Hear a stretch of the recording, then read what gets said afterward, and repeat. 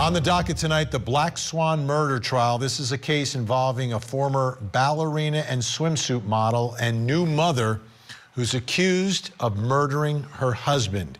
Here's the story. Everything was very normal. I had two loving parents. That is 21-year-old Eva Benefield, reminiscing on what life was like with her parents, Doug and Renee. Eva lost her mother back in December of 2015 from an undiagnosed heart condition. From then on, her family life became unsettled. 9 months after her mother's death, Eva's father, Doug, met 24-year-old Ashley Byers, a ballerina and swimsuit model, and 2 weeks later, they were married.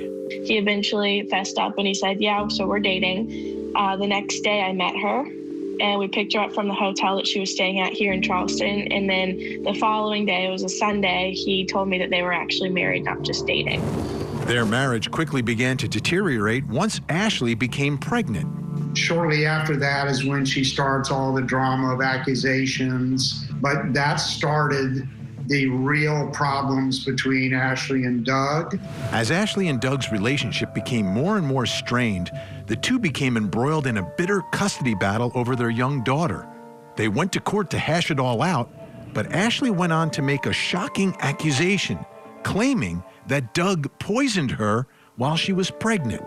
It was a dramatic accusation that involved days of testimony in court in Manatee County. We had nationally recognized experts that testified, and there was just no evidence at all.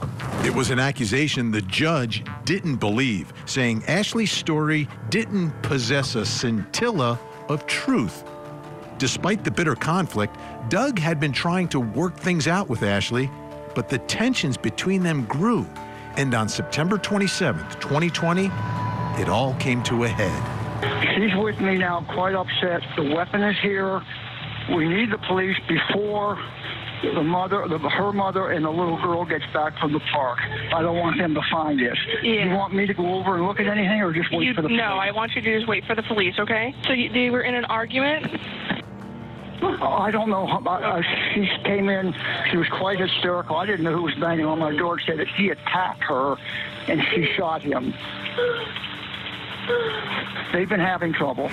Ashley shot Doug with a .45 caliber handgun, an act that took the life of Eva's only surviving parent. I mean, at first, it was really devastating, but I have a great support system. I have a lot of good friends and family. Ashley claims she acted in self-defense, but prosecutors aren't buying it and have charged her with second-degree murder. And Ashley Benefield back in court. Let's take a look. We've got some video for a pre-trial hearing.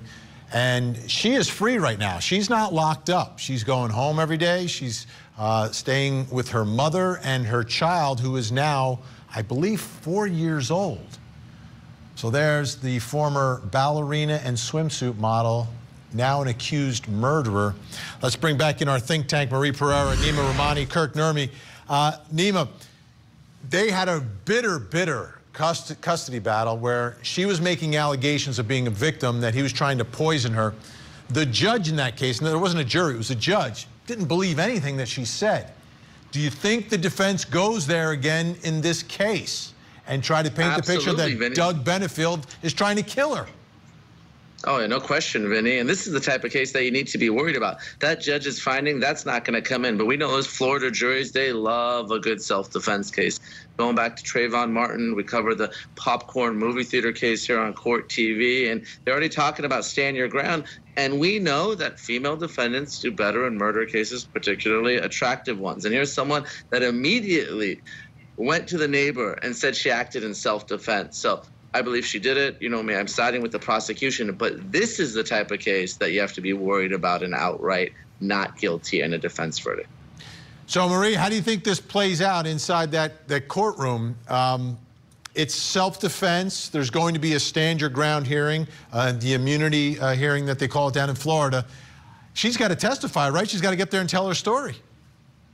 I think she absolutely does if she's claiming that she feared for her life based on anything that he did to her. I am a DV counselor, so I'm not going to say right away like Nima that she's guilty, but It's not a slam dunk situation. Remember Danielle Redlick, if there's history of abuse between them, that will work in favor of the defense, and it could really muddy the waters, and it's not a slam dunk situation here.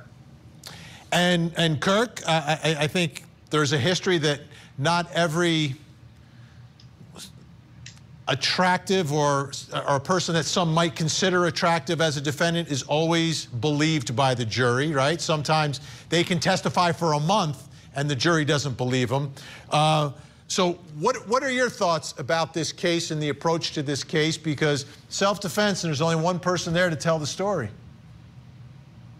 Well, listen, since you've elected me DA or appointed me DA, Vinny, I'm going to take it this way. I would disagree with Nima, and if I'm the prosecution, I'm going to use that prior stint in the hospital where she's claiming that to be poisoned as evidence that she was ultimately setting up a self-defense alibi before it even got to that point. She's making all these things up about abuse because she wanted to kill. She had motivation to kill him all along.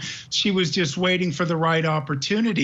So I think this stint at the hospital, these claims of poisoning, the custody battle, all those things, if she lied in the custody battle, I think that's all fodder for the state to say that this self-defense claim is bogus because it would rely directly on her word, and you can show how her word is worthless in this situation.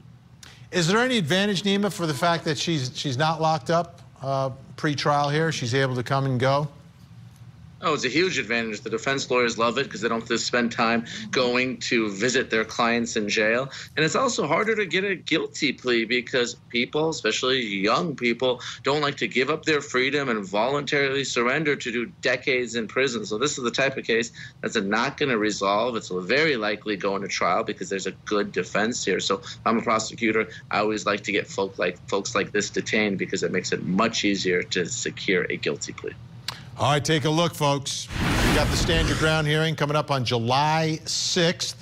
That's huge. That's almost a full trial. It's almost a full trial right there.